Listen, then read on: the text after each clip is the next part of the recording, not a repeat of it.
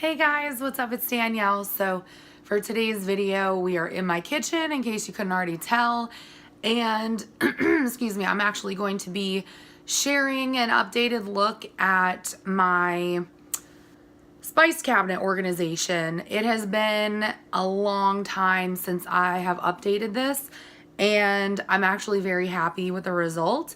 And I just wanted to share it with you guys just in case you need some inspiration or whatever. But I do want to preface this by saying that organization, at least to me, basically means that it doesn't have to look pretty. It just has to be practical. And, you know, it has to work for what you need and, you know, your lifestyle, whatever. So I just want to preface that by saying, you know, what I just did, because I know a lot of people will watch organization videos to get ideas and are like, well, I don't like this. So I'm just throwing that out there, y'all. But anyways, let's get started. So let me just, okay. So this is the cabinet, and it's actually right next to my microwave and my stovetop. So obviously I wanted all this stuff to be easily accessible when I'm either cooking or baking.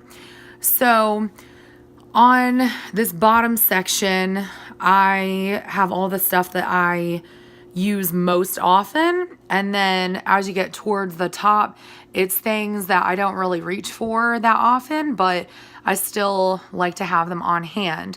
So I'm actually going to start down here, and I'm going to start with this thing. So this was actually a washi tape holder, believe it or not. And I pared down my washi tape quite a bit within the past 2 years. And, you know, I no longer was using this. And I noticed that they sell something very similar. Like, it literally looks the exact same as this at Walmart, and it can hold your spices. Like, that's what it's actually meant for. So I figured, you know, I might as well just take a stab at it and see how it goes. And I love this thing. So up top, I just have this little container of basil that I'm trying to work through, which a majority of that I put it into a different container, which you're gonna see. And then I do have some toothpicks. And within this white drawer thing, I have all of my spices in alphabetical order. And I know that's probably a little bit much for some people, but like I said, this is what works for me. And I absolutely love it because it doesn't matter what I'm making. It just makes it so easy to grab what I need. So starting with basil, this is basil as well. I have it in this little baby ball jar, and I did label that. So all the ones that you're going to see in here are labeled, as well as the other mason jars. So, you know, like I said, all alphabetical order. And same thing, with this one. This is actually sabor de jamón, which is pork flavoring, or like ham flavoring, which is actually pretty hard to find. I had to go to a local Hispanic market to find that, because I was not aware of the fact that most grocery stores do not carry that sort of thing, even though, you know, we have like chicken and like beef bouillon. And then this I made myself. It is Montreal steak seasoning, because I forgot to buy some when I was at the store and I was having steak that night. Excuse me. And then it also continues on to the bottom. So I do not have a lot of room to expand and like buy more spices. So pretty much these are all the ones that I reach for most often and that I cook with most often.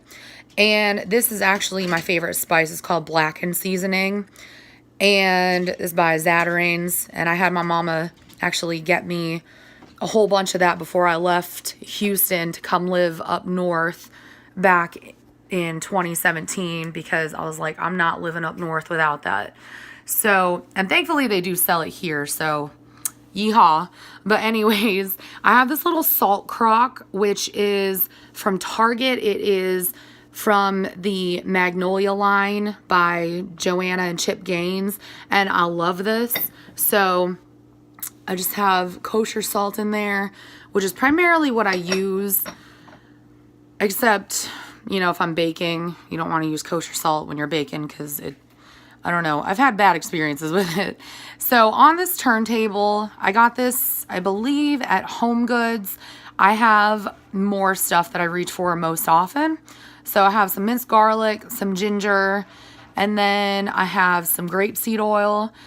I have a pepper mill, and then in the center, actually sun-dried tomatoes, some canola oil, and then this is actually clarified butter.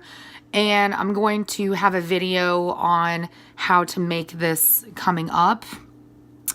I have some Crisco right here. I buy the Crisco in sticks, and I don't like it to go to waste, so I melt it down and I put it in there.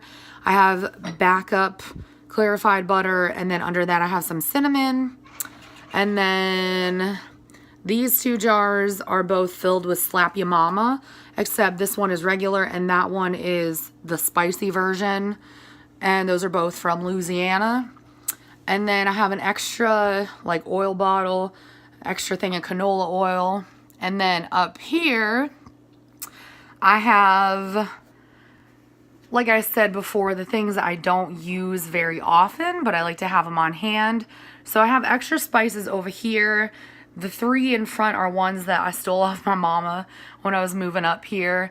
And then behind that, I just have like peppercorns and some more kosher salt. In here is like extra oils and vinegars and things like that. And then have a backup thing of kosher salt, grapeseed oil, and then that's actually canola oil. And then this is like in here because I don't use paper towels that often. I only use them when I'm seasoning my cast iron, actually. So I don't like it to be out on the counter unless I actively use it.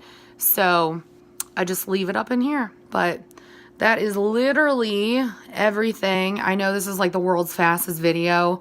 Probably a breath of fresh air for y'all. But anyways, I just wanted to share this because I'm so in love with it. And hopefully it'll give you guys some inspiration. But like I said before, organization does not have to necessarily be the prettiest thing ever. It just has to work for you and what your needs are. So anyways, thank you guys so much for watching. I love you all. I hope you're all doing really well. And I will talk to y'all in my next video. Bye, guys.